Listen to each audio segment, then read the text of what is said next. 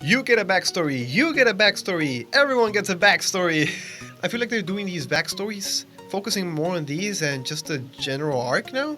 Zeb's story, this episode was beautiful, I really liked it. I really like how they portrayed the Force now, like something universal, something larger than life. Really cool, the Ashla now, I loved it.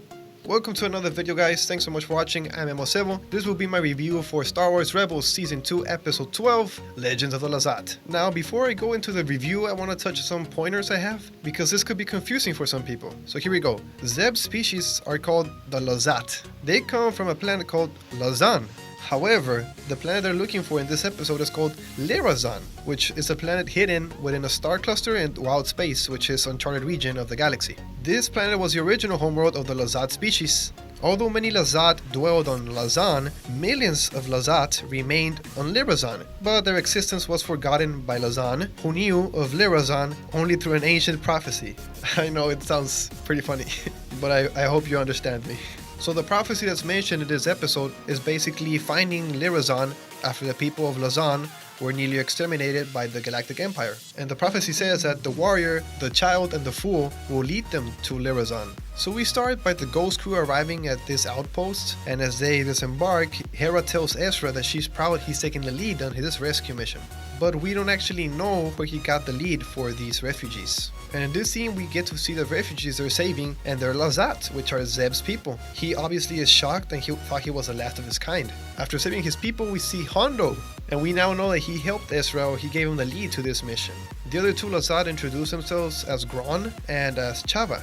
Now, I think I laughed a little bit too much on the simple use of her eye, which went all crazy or cuckoo when she was talking. I thought it was pretty funny and I laughed a lot. I don't know about you guys, but her eye was pretty funny. So these Lasat are heading to Lisaran, which is a new home, prophesied in ancient writings. Zeb says that the only safe system for us was Lisaran and it was destroyed, that there's no future destiny and everything is gone. But Chava disagrees with him. They carry Lisaran within them and will until they reach their new home. When they get to the Ghost, Chava says that the Ashla, the spirit of the galaxy, or as we know it, the Force, has brought them together for the prophecy. The promise of Lisaran, she says, as sketching figures on the floor, will follow the fate of the three: the fool, the warrior, and the child. And I think this was the funniest scene of the episode, which is the ritual. I mean, Zeb is still dismissive, but Chava and Gron begin to chant some crazy stuff, and Ezra follows them. Then Ezra goes with Zeb because he leaves and tries to confront him and tells him to don't fail his people now.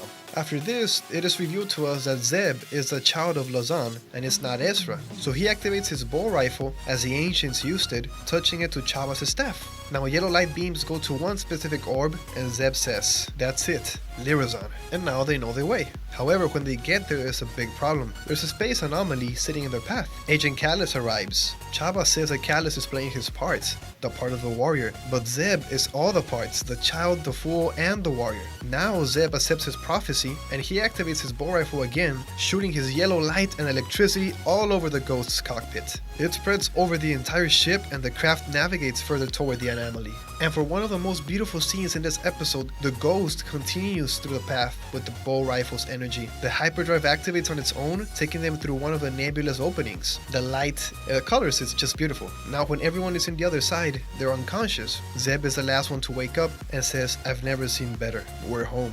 Zeb takes Gron and Chava to Lisaran, then returns to the Ghost. There was a beautiful backstory for Zeb. I feel like we actually can connect now with him a little bit more because we didn't know much about him or his story. All in all, it was a great episode, really emotional. I loved it. Also, one thing I didn't mention, I think it was how the cannon shots from TIE fighters were just reflecting of the Ghost. When Ezra and Kanan were helping Zeb guide the Ghost through the nebula, it was beautiful, really well done. I love the episode, one of my favorites of course. Thank you so much for watching the review. That's it for me. I'm S2E12 and I'll see you in the next one.